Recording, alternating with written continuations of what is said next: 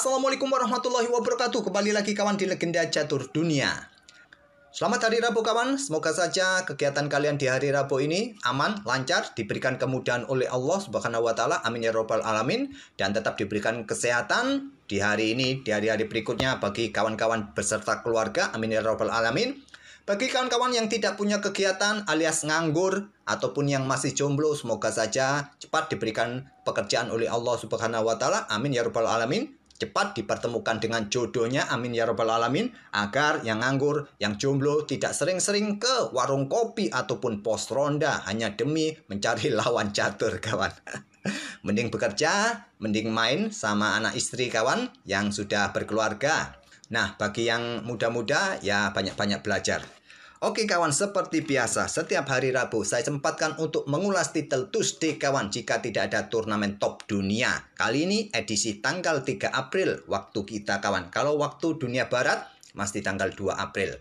Sesi awal kawan dimenangkan oleh Hikaru Nakamura bersama Yan Christoph Duda dan Levan Pansulaya kawan dengan 9,5 poin yang sama. Hikaru Nakamura menang tie breaks kawan, tak terkalahkan, 3 kali remis dan 8 kali menang. Ada Magnus Carlsen juga yang bermain di sesi awal, posisinya berada di posisi ke-8 dengan 2 kali remis, 1 kali kalah dan 8 kali kemenangan kawan. Sempat kalah oleh Gata Kamsky pada game ke-9, cuma kita tidak akan ulas game kekalahan kawan. Nanti saya simpan saja untuk nanti siang. Kemarin maaf kawan, admin kemarin agak sedikit ya mager, tidak upload. Nah, pertama-tama akan kita ulas permainan Magnus melawan pemain veteran kawan, Vasily Vanchuk pada game ke-10. Di sesi kedua kawan, pemenangnya adalah Andriy Hong bersama Alexei Sarana dan Alexander Simanov. Sedangkan Hikaru Nakamura berada di posisi keempat kawan. Oke, langsung ke papan analisis dari permainan Magnus Carlsen menghadapi pemain veteran Vasily Vanchuk kawan. Ya, catur ini merupakan game ataupun olahraga otak ya sepanjang usia kawan. Selama kalian masih bisa berpikir, kalian bisa main. Beda dengan game-game yang lain ataupun olahraga-olahraga yang lain membutuhkan kekuatan fisik, tapi catur membutuhkan kekuatan otak, kekuatan pikiran kawan. Nah, Vasily Vanchuk merupakan pecatur di mana era keemasannya berada di sekitar tahun 90-an sampai awal tahun 2000-an kawan. Bersama Kasparov, Karpov, Vishy Anand, dan pecatur-pecatur hebat lainnya di kisaran tahun-tahun itu. Nah, di sini di sesi awal Magnus di game ke-10 menghadapi Vasily Vanchuk. Magnus pegang hitam, Vasily Vanchuk atau Chucky mengawali dengan ready opening kuda F3, Magnus kuda F6, dan pion G3, Kings Indian Attack kawan, dibalas dengan Fianchetto juga dengan pion B6. Permisi kawan. Maaf, kita lanjut. Nah, setelah Fianchetto sisi menteri berhadapan dengan Fianchetto gajah terang sisi raja. Nah, berlanjut dengan pion D4 terlebih dahulu, tidak terburu-buru dengan gajah Fianchetto untuk mendapatkan ruang sesegera mungkin kawan di petak pusat. Magnus tetap Fianchetto gajah B7-nya. Pion C4 tetap untuk mendapatkan ruang sesegera mungkin, kontrol penuh dominasi di petak pusat kawan. Fianchetto sekarang juga dimainkan Magnus Carlsen di sisi raja, jadi double Fianchetto sekarang pion G6. Setelah gajah G2, gajah G7, ada rokade dari Chucky, Magnus juga rokade sisi raja. Nah, pion didorong maju oleh Chucky kawan untuk mendapatkan ruang mencegah pengembangan kuda C6 kawan. Nah, kuda berkembang ke A6, lanjut Magnus, di sini kuda C3, kuda C5, hentikan potensi pion E4 kawan. Dan di sini menteri C2 perkuat peta E4. Bagaimana jika kuda ini diusir terlebih dahulu kawan agar bisa memainkan pion E4?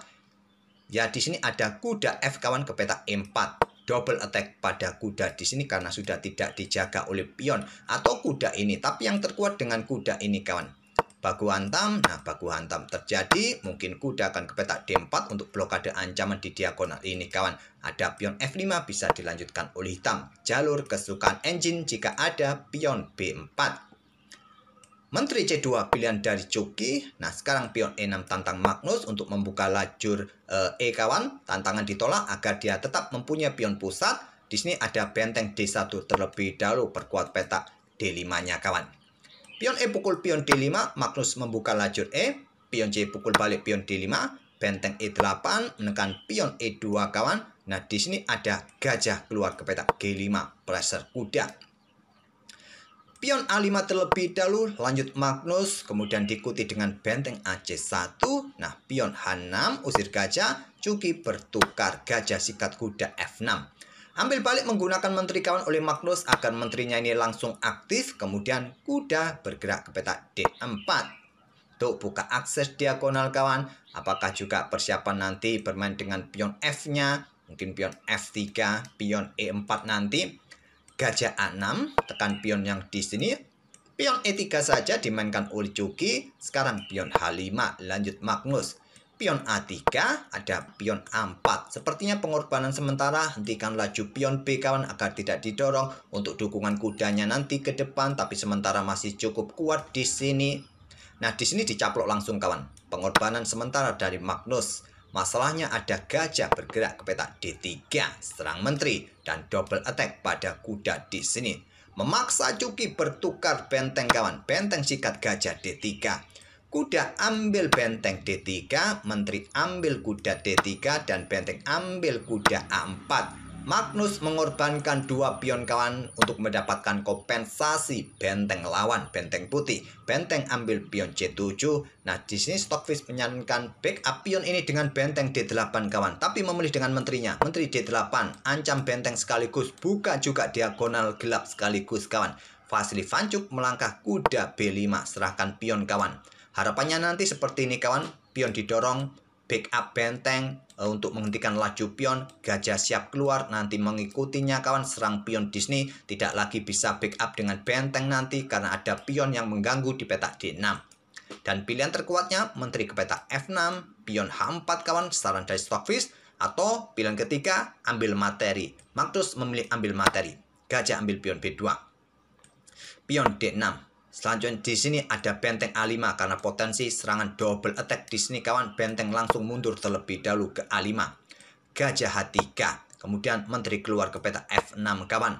Nah, gajah ambil pion D7 serang benteng.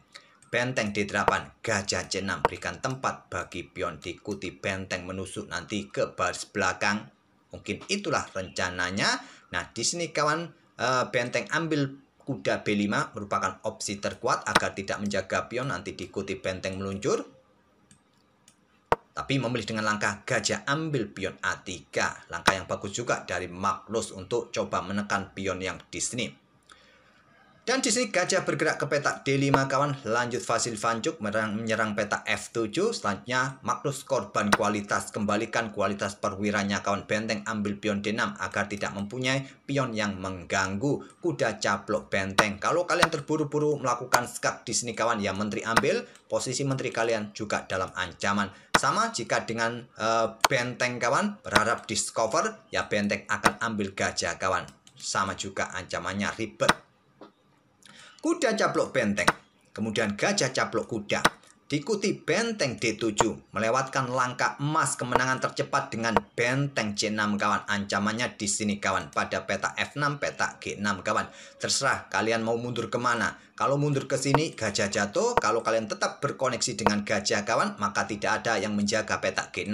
Sama, kalian melakukan skak terlebih dahulu, sama ancamannya di sini kawan. Nah, di sini. Tapi memilih peta D7, benteng D7. Gajah bergerak ke E7, lanjut Magnus, putus koneksi agar tidak ada ancaman kawan. Memang tadi tujuannya tetap ingin menjaga atau kontrol peta F7, tapi mampu dihentikan oleh Magnus dengan gajah E7. Nah, menteri bergerak ke E4, tekan gajah, Magnus raja F8, lanjut Magnus, kemudian benteng B7, lanjut Cuki untuk melakukan serangan baris belakang nanti ke depan. Tidak diperdulikan benteng C5, raja G2 juga untuk menghindari serangan baris belakang. Menteri D6 lanjut Magnus untuk serang gajah, gajah B3 diikuti benteng E5. Magnus melakukan kesalahan di langkah ke-33. Seperti biasa, Magnus bermain cepat, hanya membutuhkan sekitar 3-4 detik saja untuk berpikir kawan. Yang terkuat, kembali kawan ke peta F6 untuk menjaga pion ini kawan, menjaga gajah juga dari ancaman benteng. Dan persiapan nanti kalau ada kesempatan ya menusuk nanti di lajur F, sama-sama memberikan tusukan pada peta F7, peta F2.